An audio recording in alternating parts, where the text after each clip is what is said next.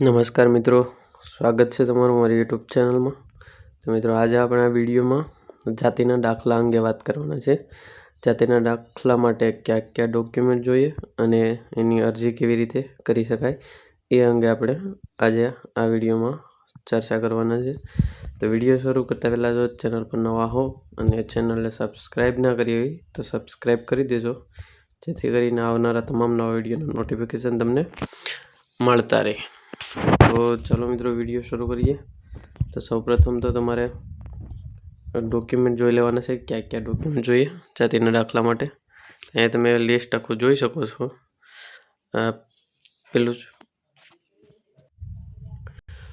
આમાં પહેલું ડોક્યુમેન્ટ છે પોતાનું લિવિંગ સર્ટિફિકેટ. બીજું છે પિતા ભાઈ બહેનનું લિવિંગ સર્ટિફિકેટ, કોઈ એકનું આપવાનું રહેશે. વિદ્યાર્થીનો રહીશનો દાખલો આપવાનો રહેશે. રેશન કાર્ડ, વિદ્યાર્થીનું આધાર કાર્ડ, વાલીનું આધાર કાર્ડ, વિદ્યાર્થીનો એક ફોટો અને વાલીનો એક ફોટો. આટલા ડોક્યુમેન્ટ તમારે જાતિના દાખલા માટે આપવાના રહેશે.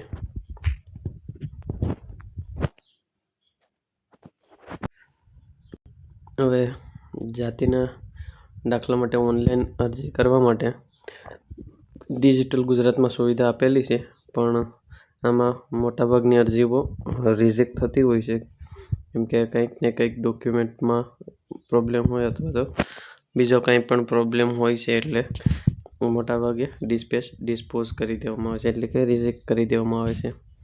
તો આમાં અરજી કરવા માટે ડિજિટલ ગુજરાતમાં લોગિન કરશો આઈડી બનાવીને, એટલે રિક્વેસ્ટ અ ન્યૂ સર્વિસ પર ક્લિક કરવાનું રહેશે. એના પર ક્લિક કરશો એટલે તમને શરૂઆતમાં જ એના ઓપ્શન મળી જશે. જોઈ શકો છો, એસટી માટે કાસ્ટ સર્ટિફિકેટ, ઓબીસી માટે કાસ્ટ સર્ટિફિકેટ છે. ત્યારબાદ બીજા ઇન્કમ સર્ટિફિકેટ છે.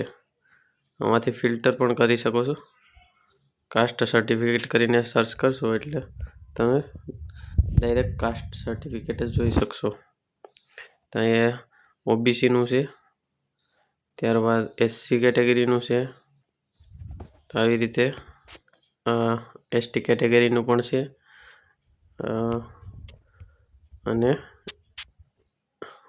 ઈડબ્લ્યુએસનું પણ જોઈ શકો છો, ઇકોનોમિકલી વીકર સેક્શન. તેનું કાસ્ટ સર્ટિફિકેટ, તો દરેકનું કાસ્ટ સર્ટિફિકેટ આમાં બનાવવા માટેની સુવિધા આપેલી છે. આપણે એક પર ક્લિક કરીએ, કોઈ એક પર. તો આના માટે કયા કયા ડોક્યુમેન્ટ જોશે એની અહીંયા તમે ડિટેલ જોઈ શકશો. એની 1 એટલે કે આમાંથી એક આપવાનું છે.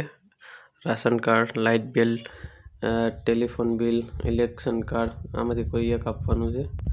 ત્યારબાદ આઈડી પ્રૂફ માટે કોઈ એક, આટલામાંથી કોઈ એક આપવાનું છે.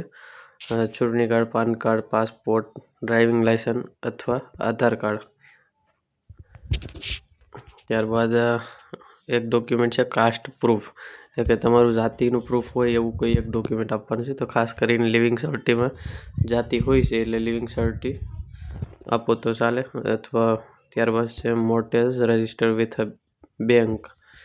બીજું એમાં ત્રીજું છે copy of school leaving certificate of father and uncle aunty, કોઈ પણ એકનું.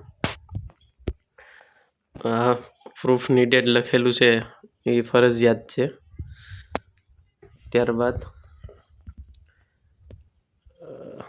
આ પ્રૂફ નીડેડ છે એ જે ગુજરાતમાં 1/4/1978થી ગુજરાતમાં નિવાસ કરે છે એ લોકો માટે છે, અને આમાં 20 રૂપિયાનું પેમેન્ટ કરવાનું હોય છે.